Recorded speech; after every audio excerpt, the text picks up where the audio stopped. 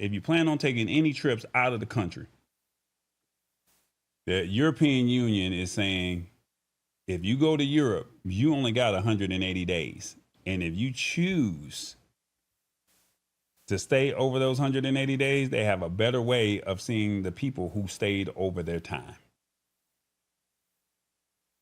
Wow. They said the European Union is about to drop a new biometric border control system called the EES system, entry exit system, and it's to start rolling out gradually on October 12th. Now, this is not the old school way of going through border control, stamping the passport. They're getting tighter at the external borders for folks coming in from non-EU countries. So they're ditching the old passport stamps and bringing in biometric verification. Think fingerprints and facial recognition. If you're a non-EU national, including the UK people, if you're cruising into the Schengen area for a short stay, you gotta have to get those biometrics checked. And the first time you cross, it'll either be your fingerprints or your face, but not both. After that, no more stamps in your passport when you come and go. So that beloved, I got my stamps. Now it's just fingerprints and your face. Okay. Now, some folks are exempt, like residents that with a valid EU resident permit and citizens of Iceland, Norway, Liechtenstein, and Switzerland, plus their family members. So this whole entry exit system thing is part of a bigger plan called the Smart Borders Initiative. And the goal is to beef up security, make things quicker for those who travel a lot, and keep tabs on people that are overstaying their welcome. Now, they're saying Greece also got its own digital system going for tracking trucks and buses at their land borders, making things faster and catching anything suspicious. And it's all about being more digital at this point. So basically, they're saying this is good for smoother travel, enhanced security, easier tracking of stay duration, and reduced risk of passport stamp issues. And basically, they're just modernizing the travel experience. That's what they're doing.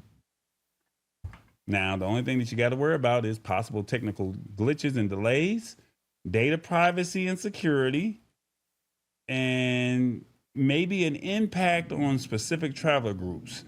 So they might affect certain groups of travelers, for instance, those who are not tech savvy, or individuals with certain physical characteristics that might make biometric scanning difficult and can face possible hurdles or delays. And maybe somebody who has damaged fingerprints or facial changes or something like that, you trying to cross the border. So that's really the gist of this. October, this is supposed to roll out. It was supposed to roll out last year. It did not. They delayed it until 2025. They're saying this is coming.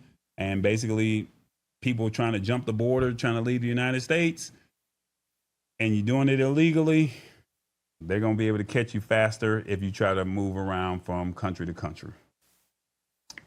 What are your thoughts on the EU border control? 1, they should stick with the original method. 2, this is the worst time to make the switch. 3, no one should overstay the time.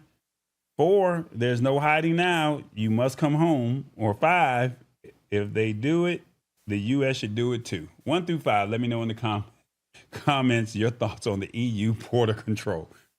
They cracking down, y'all. They cracking down. Revis, your thoughts? I think that it is a test pilot for everybody else. They're going to try this in the EU, and then it's going to spread like wildfire. Yeah. Everybody's going to be doing it. Canada, United States, Africa, it doesn't matter. Everybody's going to do it. Yeah. This is here, October 12th. There's a lot of changes. I think America started something, but this was already in play. So this has nothing to do with the current administration. I think a lot of people are like, hey, I'm about to tap out of here, right? I'm leaving America. Well, now you have to follow their laws, their rules, just to become a local citizen.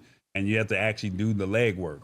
I think a lot of people want to rush to America, but I think the problem now is people in America are trying to rush to another country. And this is the wrong time to be doing this with the current administration for the ones that are not happy with the choices that they made. So I don't know. I was looking at it and saying, well, maybe I can go to Europe. And I was looking at what was the process and how can I make sure I have enough funds and be able to make what I need to make. But if I had to stay a little bit longer, could I do that? This is just a personal story.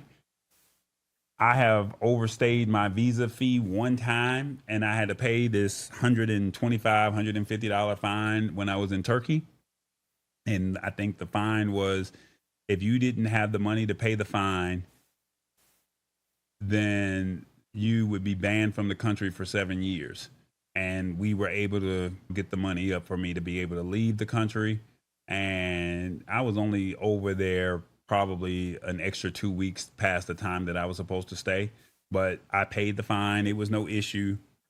But now, what if people have been over there and they get stopped? Are they going to deport them back to America and tell them that they can't come to the EU anymore? Or are they going to have that same 7-year ban? Or are they going to have to pay that fine and they'll be able to come back? I don't know. This is all the beginning stages of where we're at with this kind of stuff. Sheila Baker is like, wow, just wow. So we're living in crazy times right now. So now this is where we're at. Wow, this is crazy, and things are changing, and we have to get with the program because it's here already. Just like we say every week. Oh, no more. You gotta, get with it. Yeah, embrace it or get left behind. No, it's not even embracing and getting left behind. We got to come up with a new phrase. This technology is here. It's the Lab Tech Show. Join us Wednesdays at 8 p.m. Eastern at thelabtechshow.com. Embrace it or get left behind. Alrighty then.